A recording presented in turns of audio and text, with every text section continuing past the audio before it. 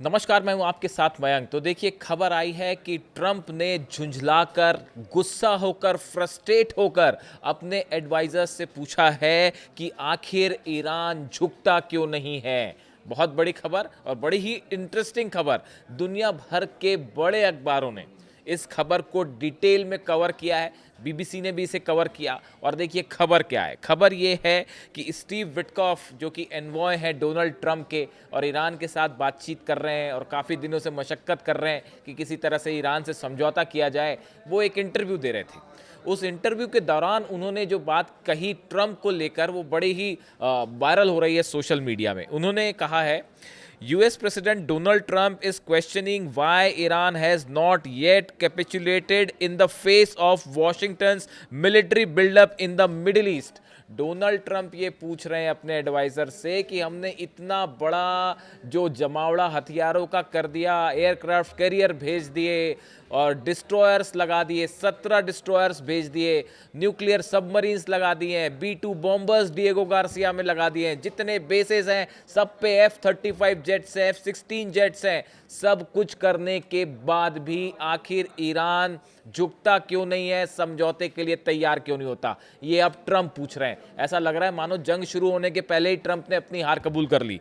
देखिए जो एग्जैक्टली उन्होंने कहा है स्टीव विटकॉफ ने, वो कह रहे हैं, स्टीव विटकॉफ कह रहे हैं इंटरव्यू के दौरान, I don't want to use the word frustrated. उन्होंने कहा मैं फ्रस्ट्रेट शब्द का इस्तेमाल तो नहीं करना चाहता क्योंकि डोनाल्ड ट्रंप के पास कई सारे ऑप्शन है। I don't want to use the word frustrated because Trump he, मतलब बिकॉज ही यानी कि ट्रंप को कह रहे हैं, because he understands he has got plenty of alternatives. मैं फ्रस्ट्रेट शब्द का तो इस्तेमाल नहीं करना चाहता क्योंकि ट्रंप के पास कई ऑप्शन है, but he is curious as to why they haven't. लेकिन वो ये जानना चाहते हैं कि फिर भी ईरान ने अब तक जो है वो हमारी बातें क्यों नहीं मारी। I don't want to use the word capitulated but why they haven't capitulated. उन्होंने कहा कि ट्रंप ये पूछ रहे हैं कि भाई आखिर ईरान ने अब तक सरेंडर क्यों नहीं किया। ये बात अब स्टीव विटकॉफ ने खुद जो है वो इंटरव्यू के दौरान कही। उसके आगे डोनाल्ड ट्रंप को लेकर उन्होंने क्या कहा वो भी सुनिए। Why under this sort of pressure with the amount of sea power, navy power that we have over them, why haven't they come to us and said we profess and we don't want a weapon. Trump ये कह रहे हैं कि हमने अपनी पूरी navy लगा दी, हमने पूरी अपनी सेना लगा दी, लेकिन उसके बाद भी ईरान अब तक हमारे पास ये कहते नहीं आया कि हम समझौते को तैयार हैं। इस बात से ट्रंप हैरान है और वो फ्रस्ट्रेटेड हैं। अपने जो एडवाइजर्स हैं उनसे पूछ रहे हैं कि क्यों नहीं सरेंडर करता ईरान। देखिए जो एक्सपर्ट्स हैं उनकी ये राय है, और उनकी ये राय नहीं है, ये जो ईरान को समझता है, ईरान को जानता है, जो अली खामेनेई साहब के बारे में उनका इतिहास जानता है।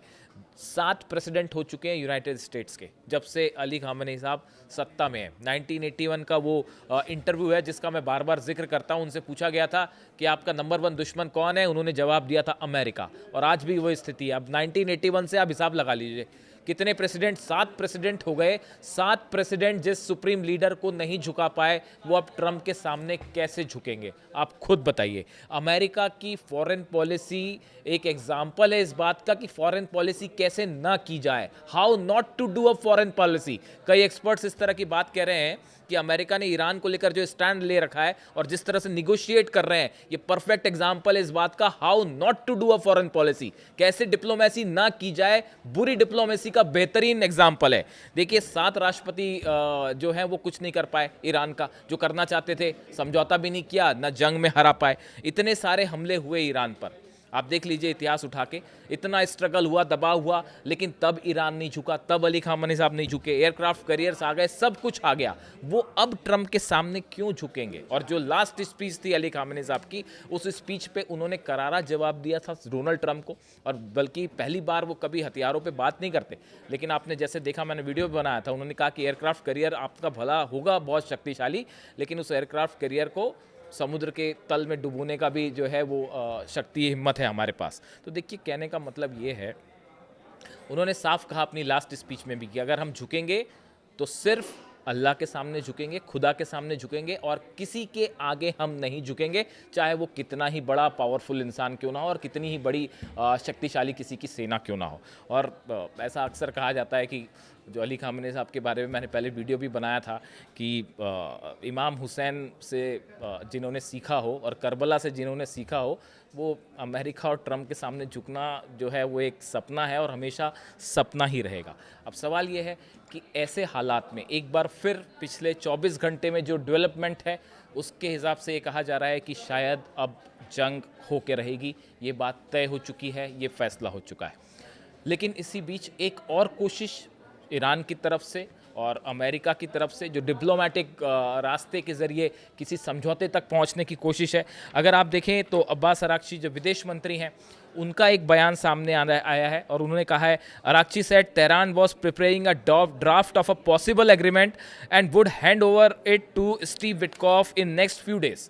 उन्होंने कहा है कि ईरान एक और नए मसौदे पे काम कर रहा है और वो हम अगले हफ्ते बताया जा रहा है कि एक जो अगला शुक्रवार आएगा, जुम्मा आएगा, उस पे जिनीवा में ईरान ये ड्राफ्ट जो है दे सकता है और जिसमें बड़े ही सम्मानजनक तरीके से एक समझौते पर पहुंचने की एक और कोशिश की गई है। अब आप देखिए, ईरान की बेहतरीन डिप्लोमेसी का एक और नज़रिया है ये और उन्होंने सामने रखा है, मुज़ाहरा किया है, वो ये है कि एक तरफ जंग की भी तैयारी है।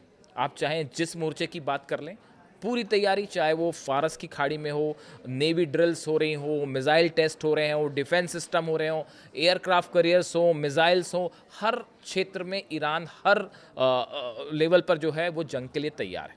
दूसरी तरफ एक अच्छी डिप्लोमेसी का एग्जाम्पल देते हुए एक बार फिर ईरान की तरफ से एक नया ड्राफ्ट तैयार किया गया और जिसमें कहा गया, देखिए हम अपनी मिसाइल्स पे बात नहीं करेंगे, आपको न्यूक्लियर कंसर्न है, हम न्यूक्लियर मुद्दे पे बात करेंगे, वो भी हम ये नहीं कह रहे कि हम अपना अधिकार छोड़ देंगे, लेकिन एक सम्मानजनक तरीके से हम एक ड्राफ्ट सामने रखना चाहते हैं। अगर आप इस पर सहमत हैं तो हम आपसे पॉजिटिवली बात कर सकते हैं। यानी देखिए, दोनों चीज़ें साथ साथ चल रही हैं। ईरान ने एक तरफ जंग की भी तैयारी कर रखी है, अगर आप जंग करेंगे तो जंग का जवाब जंग होगा, टिट फॉर टैट होगा, लेकिन एक रिस्पॉन्सिबल, बतौर रिस्पॉन्सिबल मुल्क के तहत जो है हम जंग नहीं चाहते, हमने एक ड्राफ्ट भी सामने रखा है। अब सवाल ये है कि क्या ये मंजूर होगा अमेरिका को, क्या स्टीव विटकॉफ को? देखिए, जितने एडवाइज़र्स हैं डोनाल्ड ट्रंप के, सब हैरान हैं। जो कुछ हो सकता था वो सब कर लिया गया।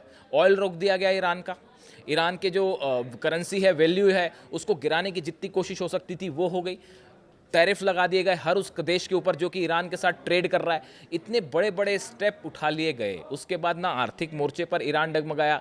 ये जो अंदर प्रदर्शन हुए, जो ईरान की तरफ से कहा गया कि ये सेबोटाज है और मोसाद और CIA की तरफ से ये साजिशें हुई, उन तमाम चीज़ों के बावजूद आखिरकार जनता वहाँ अब भी अली खामनेई साहब के साथ खड़ी है। ये छोटी सी बात शायद समझ नहीं आई अब तक कई लोगों को, यूरोप को और अमेरिका को शायद, कि भले आपके जो सैंक्शंस लगे हैं उससे आर्थिक हालात ख़राब हैं ईरान में, लेकिन वहाँ की जो जनता है वो अपने सुप्रीम लीडर के साथ अब भी खड़ी हुई है। मुद्दा इकोनॉमिक था, वहाँ उसको आपने जोड़ दिया सुप्रीम लीडर को हटाने से और वो प्लान आपका फेल हो गया, क्योंकि जनता तो जो है सुप्रीम लीडर के साथ खड़ी है। तो ये बड़ी सिंपल सी बात है। देखिए, मेरी कल एक विदेश नीति के एक्सपर्ट है भारत के, उनसे मेरी बात हो रही थी। उन्होंने कहा कि देखिए, बड़ी छोटी सी बात है मयंक। उन्होंने ये कहा कि अगर डोनाल्ड ट्रंप और अमेरिका इस बात को समझते कि ईरान कभी सरेंडर तो नहीं करेगा, आपकी शर्तों के आगे कभी झुकेगा नहीं, ये बात जिस दिन अमेरिका को समझ आ गई, डोनाल्ड ट्रंप को समझ में आ गई, उस दिन समझौता हो जाएगा,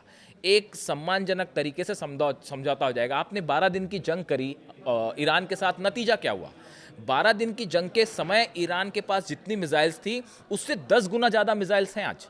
उनकी जो रेंज पहले थी आज से कई, आज ICBM है, उस समय ICBM का कोई जिक्र ही नहीं था। आज कहा जा रहा है कि ICBM 10,000 और नेतन्याहू खुद कह रहे हैं, और 10,000 किलोमीटर की रेंज है। आप देखिए कितनी सारी जो है वो defence missile, anti ship missiles फारस की खाड़ी में जो दनादन दागी जा रही हैं, ये पहले नहीं थी। जो डिफेंस सिस्टम की बात हो रही है S-400 की, वो पहले ईरान के पास नहीं था, लेकिन आज ये सब चीज़ें पहुंच चुकी हैं। और वो जो कार्गो से धड़ाधड़ प्लेन्स पहुंच रहे हैं चाइना के, रशिया के, वो क्या लेके आ रहे हैं किसी को कुछ नहीं पता। तो आज ईरान उस 12 दिन की जंग के बाद कहीं मजबूत स्थिति में है। ये बात अगर डोनाल्ड ट्रंप और अमेरिका पहले समझ गए होते तो शायद इजराइल के लिए इतना बड़ा खतरा और पैदा नहीं होता। और अब तो ये हालात है कि अगर जंग हो जाती है तो पता नहीं कैसे रोकेंगे मिसाइल्स ईरान की। तो कुल मिला के देखिए, अब ये बात तय है, जैसे सोर्सेज बता रहे हैं कि अगले 3 से 4 दिन में शायद, जैसा शुक्रवार का टाइम, चूँकि अब्बास अराक्ची साहब ने जिक्र किया है कि नेक्स्ट फ्राइडे को हम इसको हैंडओवर कर देंगे, यानी शुक्रवार तक का हो सकता है कि टाइम हो, लेकिन अब कई एक्सपर्ट्स ये कह रहे हैं कि जंग अब शायद तय हो चुकी है। और इस बीच डोनाल्ड ट्रंप का अपने एडवाइज़र से ये पूछना कि आखिर ईरान झुकता क्यों नहीं, ये बता रहा है कि जंग के पहले ही जो एक साइकोलॉजिकल गेम था उसमें तो कम से कम ईरान जो है वो अमेरिका को मात दे चुका है और अली खामेनी साहब ट्रंप पर भारी पड़ गए। इससे जुड़ा जो भी अपडेट होगा मैं आप तक पहुंचाऊंगा। कमेंट करके बताइए वीडियो कैसा लगा। Thank you so much.